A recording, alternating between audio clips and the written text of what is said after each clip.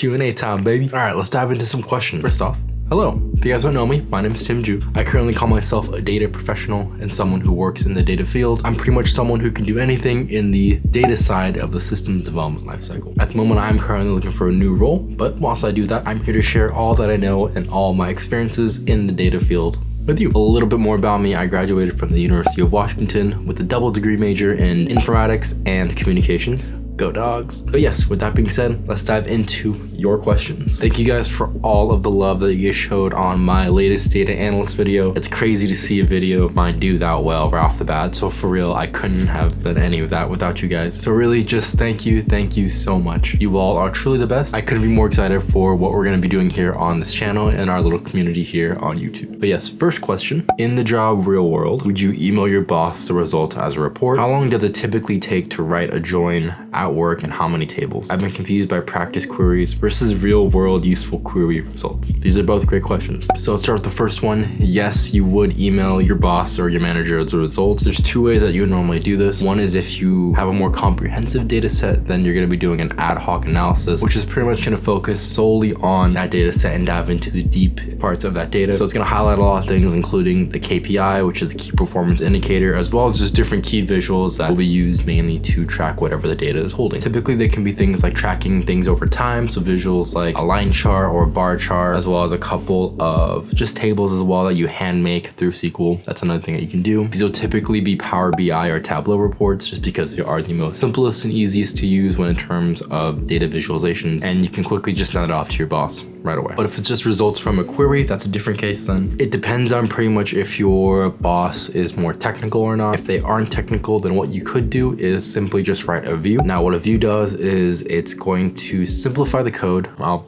give an example here. It's a way that we're going to condense our code into just 2 lines. A view is a temporary object. So what that means is that it's a form of a temporary table that you can pull from. But something to note about a view is that you are not storing any data. What's actually happening is that when you run a view, it's actually just running that whole query every single time you run the view. So when you say like select star from view, whatever you want to call it, or run that entire query as a whole, you want to make sure that the query itself is pretty efficient. It doesn't have a long runtime. If your boss is technical, then you could probably just send over the entire query that you have. But yes, in terms of views, it's different from a temp table, which is actually going to store all of the data inside of your database. Views versus temp tables, two very different things, but in this case, you'd use a view. How long does it typically take to write a join at work and how many tables? That depends. So typically, if you're going to be using a relational database, then you can quickly just pull from multiple tables and it's quick and it's efficient. But most likely, you're actually going to be pulling from a data warehouse. What a data warehouse is, it's pretty much a denormalized form of data. It's a way to store just a large amount of data. So when you think about an actual warehouse, like for example, like a Costco or a Winco, if you're from the hood, if you know what I'm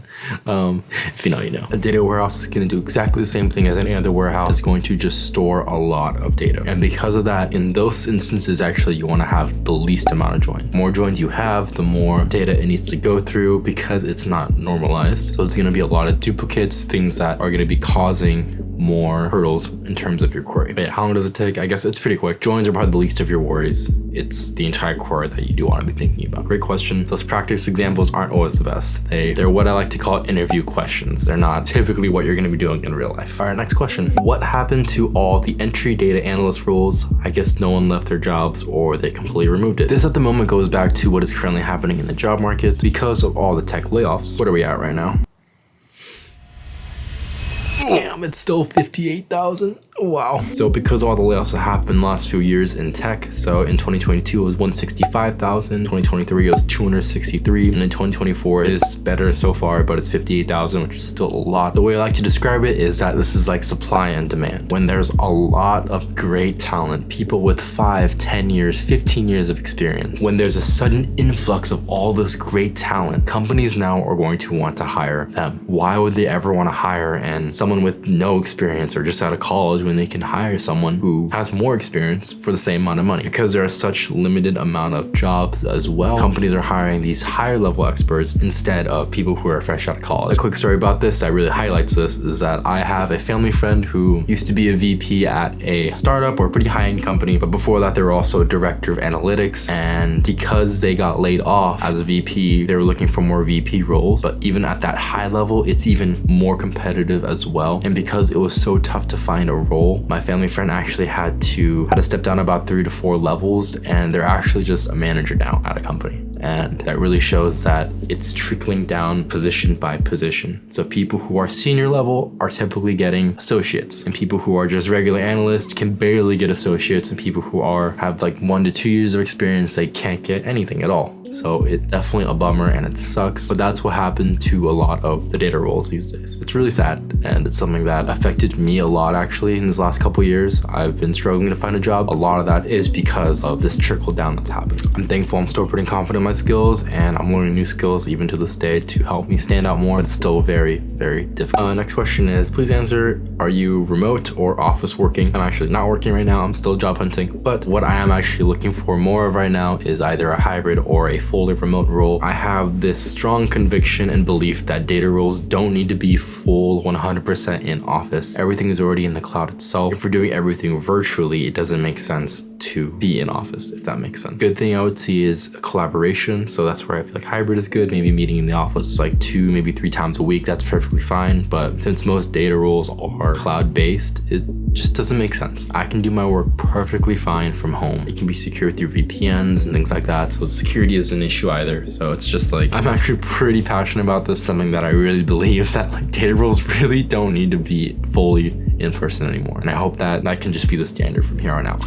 Okay, great video. A video on the day-to-day use of SQL would be great for a beginner like me. Good idea, I'll maybe do that. And kindly let us know how much SQL must one know to be considered a good technical analyst. So that's a good question. I didn't really dive deep into that when I was talking about SQL. I would say for someone to be a really good technical analyst, you're gonna need to know, of course, all the complex joins. Check out this video if you're curious. But you're also gonna be someone who needs to know how to make subqueries. So there are multiple ways to do that. I'll have a full subquery video in just a little bit, but that's going to dive deeper into topics like CTEs, which are common table expressions, and then it's also going to dive into subquery in the join, subquery in the select, in the from, in the where, just different areas you can build subqueries. That's really important, as well as ranking functions. That's another one. A lot of other good ones are going to be like SQL aggregates, so like max, min, count. So someone who is a good technical analyst is going to know all of these various types of SQL. In my personal opinion, it always stands out if a person knows things like stored procedures, as well as, again, understanding views and all of the data migration side of things. So insert, update, delete, understanding transactional properties and how they work, all very great concepts that are good to know. I will try my best to cover as many topics as I can in the weeks to come, but these are things that I do recommend looking at. Great video, but if I see you slurping your coffee in any other videos, I will not make it to the end. Thanks for the video, but please, please, please never do the sips again. It's so freaking annoying. I barely could focus on the video.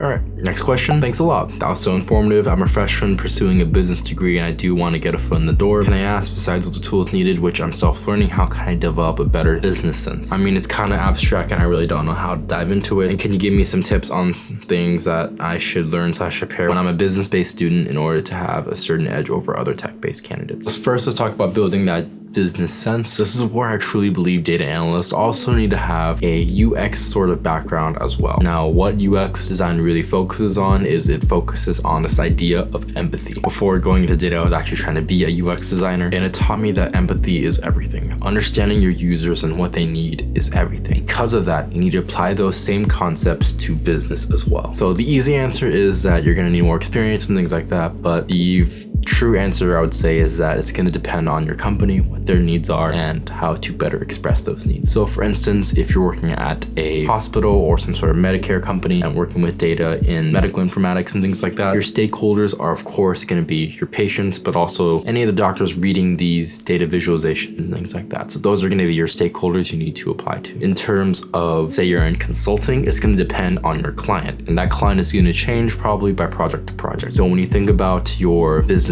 needs, again, in that instance, it's to make your client happy. It's to make sure that they believe they're getting their money's worth and bringing value to those stakeholders. That's the key. And again, it's going to depend on the circumstances, but that's what I truly believe is going to build your business sense. Some other tips as a business-based student, I would say more than just your technical skills, make sure you have your social skills too, right? Make sure to be polite, send a good letter to the hiring manager saying thank you. Just be kind, be a good person. Oftentimes tech people just, they're pretty direct. They're pretty like, hey, like I want this and I want that, but oftentimes that can come off pretty rude. I had a conversation about this with my past professor recently, but there's this lost art where people don't want to meet in person anymore. Everyone everyone wants to do everything over just Zoom or meeting online, and that's cool, but there's something special about meeting in person with your mentors, old professors, friends, things like that. I would say just be friendly, be kind, be real, be human. Don't just be another person behind a digital wall. That's not fun, and it makes you come out really more disingenuous, not authentic. So yeah, those are just my general tips, I would say. What is your major at UW that led you to become a data analyst? My major is informatics. I go deeper into this video actually that I posted about a year and a half ago. A high level view of what informatics is. I call it the 3-in-1 major. So it has a high level overview of data science, UX design, and software engineering. So what's great about this major is that you can learn how to code, design somewhat, and have good data and analytical skills. Other categories that go into this as well, like cybersecurity or health informatics, that's another one, but I would say those are the biggest one. What's great about this major though is that you can dive deep into whichever field you want to go into. So for me, I chose the data side. That's something that I'm very, very passionate about. Next question, how is it possible to work in more than one company at the same time? I'm a data analyst and I'm looking for doing something similar. I don't work for multiple companies. All the companies I did work for, I worked out one at a time. But in terms of if you want to work for multiple companies, be careful. I've seen tech people get in trouble for this, especially software engineers, and I would be extra cautious when it comes to data because data is often very sensitive and it's not something that employers would be happy that you're working at another company doing. Like you have access to their data while you're at another company. Yeah, I believe it's called trade secrets. Make sure that you're not violating that and that you get the okay from both sides. In tech and data especially, that's something we need to be very cognizant about, and that's something we shouldn't be doing actually, because that's how a lot of accidents happen.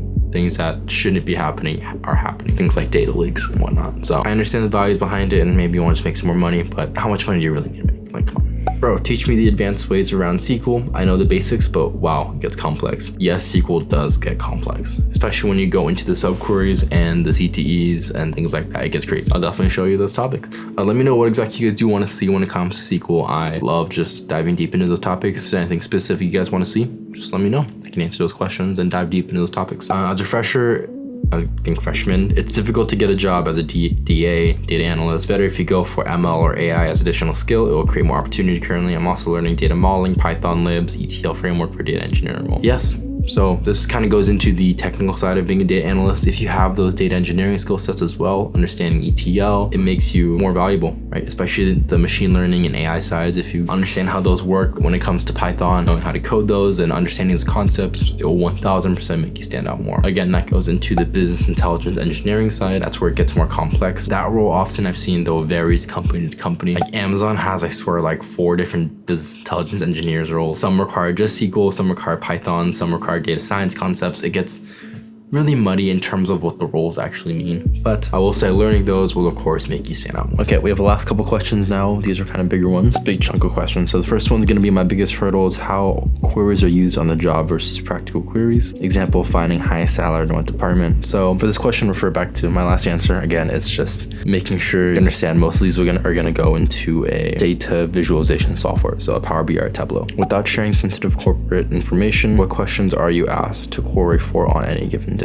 Well, it depends, right? It depends on what you're being hired for and what are the company needs and things like that. Typically, it can vary from salary data, financial data as well, to even customer warehouse data. When I was at Costco, for Costco warehouse by location, so you can literally see how each warehouse is performing on, I think they had like 10 years worth of data. It was crazy. That's where it's pretty cool. Depending on the team, depending on what you're doing, it can be even recruiting data. That's what's really cool about this industry in this field is that it's diverse, it's fluid, it's something that can really change over time depending on what role you're in. Do you do the data cleaning, query, and dashboard, or is that handled by 3 different people? In my opinion, that should be all done by one person, or that can be done by one person, and that person being you, data analyst.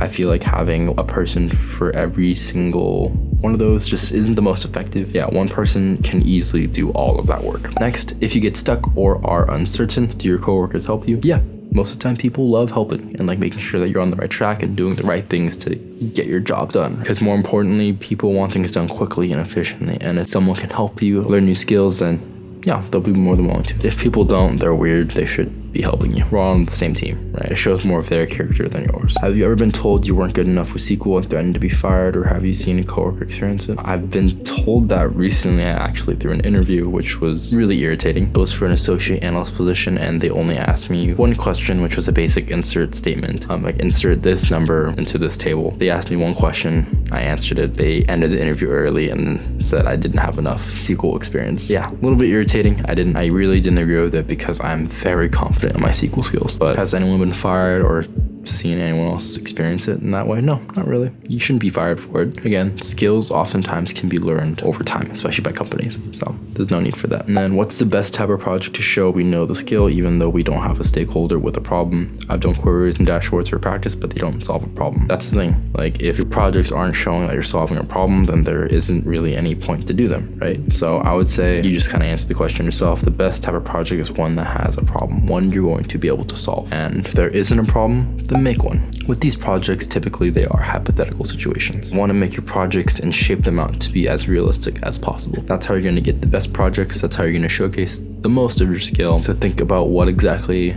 a business might be missing and how you can recreate that, or you can fix that problem or solve that problem. You know what I'm saying? Highly recommend that. Great list of questions, by the way.